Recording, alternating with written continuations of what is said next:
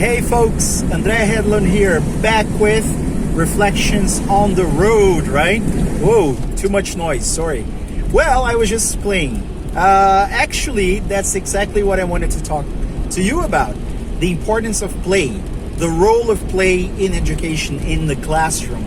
Haven't you realized that the more kids grow, as they grow older, we are systematically getting rid of play?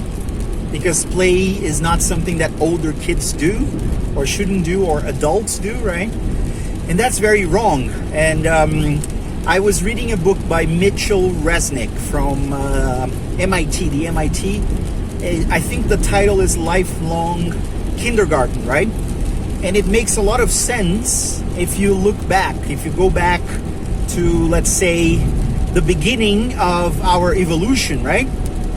It makes a lot of sense that play is actually one of the foundations of why we are what we are. Because think of it, when kids get together to play, they come up with games and rules, right? They have to problem solve.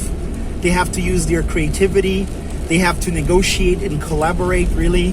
Even animals do that, right? Domesticated animals. I know that. I have 2 cats who play all the time.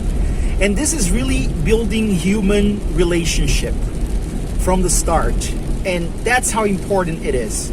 But we are not allowing kids to play anymore. As a matter of fact, you will get, at least here in Brazil, from parents and families in general, a lot of questions and some criticism really, when they realize that there's a lot of play according to their standards, right? In the classroom. Those kids, they should be learning how to write. How can they even write? They're too young sometimes, So think about a 4-year-old kid or a 5-year-old kid. And really, they're improving their fine motor skills, right? If you actually take an x-ray of a very young learner's hand, you will see that their bones are too far apart. They cannot really hold a pencil very well, And it's very sad to come to this realization, really, that we think play does not have the importance that it does in the classroom. I think we have to reframe that and change that, really. So Mitchell Resnick, who wrote Lifelong Kindergarten, right? He talks about the importance of play throughout the entire educational system, and he talks about coding and Scratch. For those of you who don't know what Scratch is really code language, isn't it? It's something that you do to code, right? To create things. And one of the most successful, well, actually not just one, but really, there are many successful cases throughout the book. And I like that he interviews some of the students who used Scratch to code, right? To do things, to create games, really, to power robots and to do all of those crazy things that are incredibly amazing, really.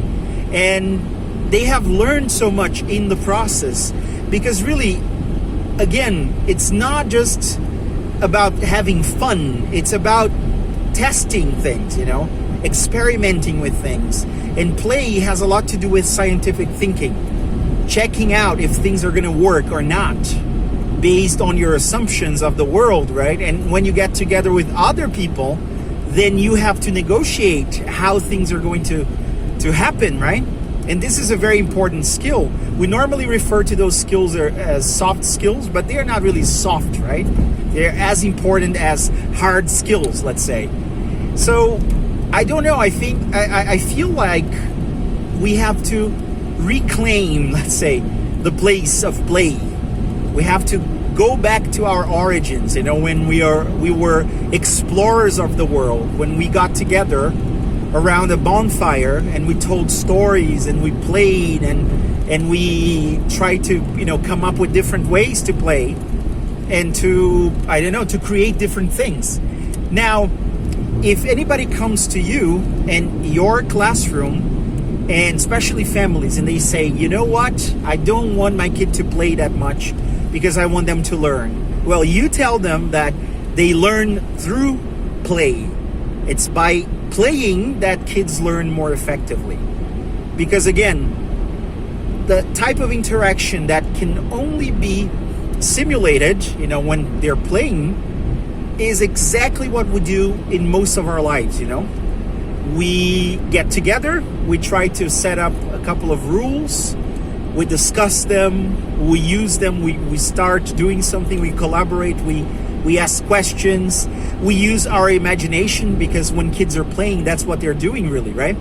They're trying very hard to come up with different characters. They want to be, I don't know, maybe inspired by comic books or fictional characters from different universes, right? And this is amazing. This is really something that we have to keep alive throughout the educational system as much as possible, because I feel like we're hammering out, this creative thinking, this ability that kids have. As Sir Ken Robinson said, right? Schools, they have this incredible capacity to kill creativity, right? The most viewed TED Talk till this day, I think. And it's really about lateral thinking, divergent thinking. And I don't know, what do you think? How can we keep play alive? Well, now there's a toll booth right now, so I have to stop this video. But that's it, my reflection about play. Let's play a little bit with the people here, okay? So, bye-bye everyone.